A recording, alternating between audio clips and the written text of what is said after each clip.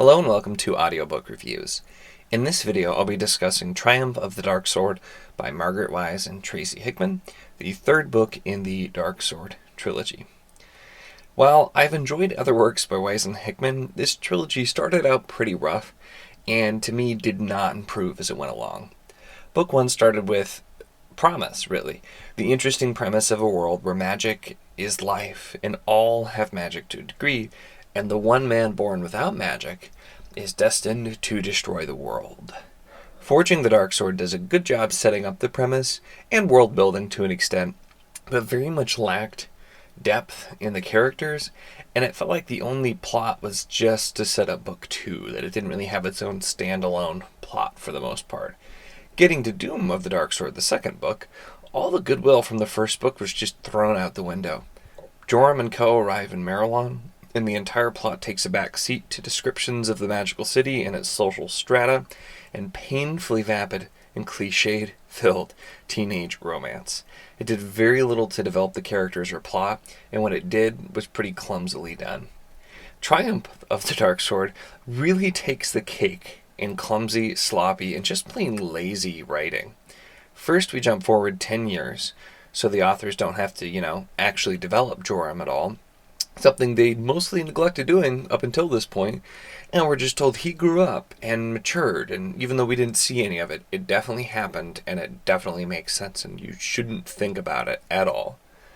Second, we get what I can only describe as a thinly veiled attempt at selling the reader on some sort of tabletop board game.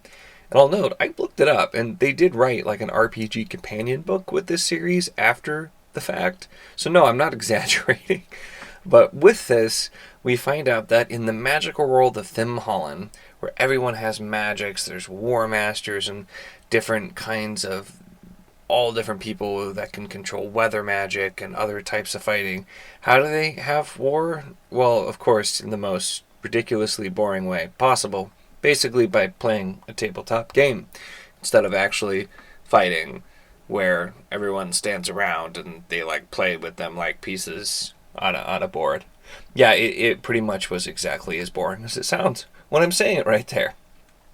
Now, from this point, I am going to be discussing the last part of the book that I actually read, which was only about a third way in before I just gave up entirely on this series. I don't take a lot of books and just not finish them. This is one I just felt I got to the point where it was not worth it to me to keep going. So about a third of the way in the book, there is something pretty big that happens. I'm going to be discussing it. It is going to be a spoiler. If you do want to skip past, you can check the description for where you can skip to get past the spoiler section. Though, if you can't tell by now, I certainly wouldn't recommend this book or series in general to anyone. So it's up to you if you really care about having things spoiled. It's kind of whatever, as far as I'm concerned. So, getting into the spoiler, we have our lovely board game interrupted, and it turns out that the magical world of Thimholland has been invaded by the futuristic, technologically advanced people of the quote-unquote real world. This, apparently, was caused by Joram being without magic, going through the magical barrier, around to the real world, and then back, which allowed for others to come back through as well, therefore completing the prophecy of him living again and bringing the end of the world. It is explained that time moves 10 times faster outside the magical barrier, so we know thousands of years have passed if we've had at least hundreds of years in the magical world of Thimholland. And I will say, this doesn't necessarily not make sense because the whole point of the series has been the idea of magic versus technology. These sorcerers are those who practice technology, and it's dark and it's evil, and these people had, run away from the world before because they just wanted to live with magic. So that was there, but the problem is it was executed so poorly, and it just seemed like this whole new plotline was just sloppily thrown in and really poorly written. We do have hints of this coming. We know Simpkins seems to have some sort of communication with the outside world because he knows a little bit too much about the outside world.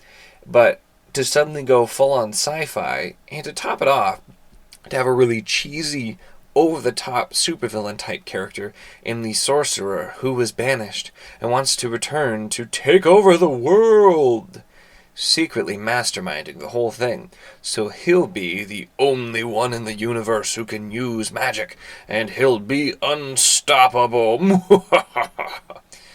Basically how the character is written. The scenes with the futuristic people I got to were just plain bad. The characters were written really poorly, and the dialogue was even worse. It was really just plain bad.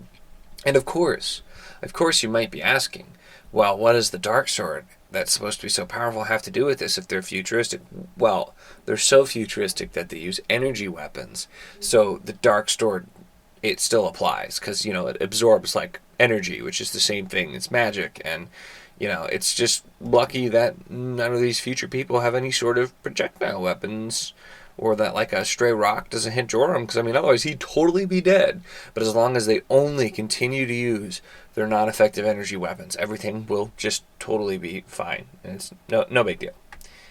So basically, with my enjoyment having decreased steadily since the beginning of the first book, and the lazy, ridiculous writing being kicked up a notch even more in the third book, that just feels entirely disjointed from the rest of the trilogy, I just couldn't bring myself to waste any more time on Triumph of the Darksword or the Darksword trilogy.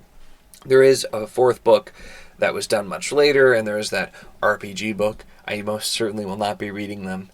Weis and Hickman have definitely put out better work, much better work. Like the Dragons trilogy, I've even reread, and I still thought it was quite enjoyable, but this trilogy is just definitely not some of their best, or even some of their good work, I would say.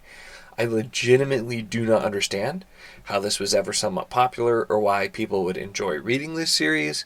If you disagree and did enjoy the books, please let me know. I'm honestly curious. This just, to me, did not really have anything redeeming to it, and to the point that I didn't even finish the last book.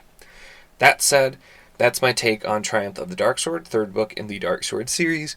If you enjoyed this video, please feel free to give it a like, and if you'd like to see more content like this, then feel free to subscribe.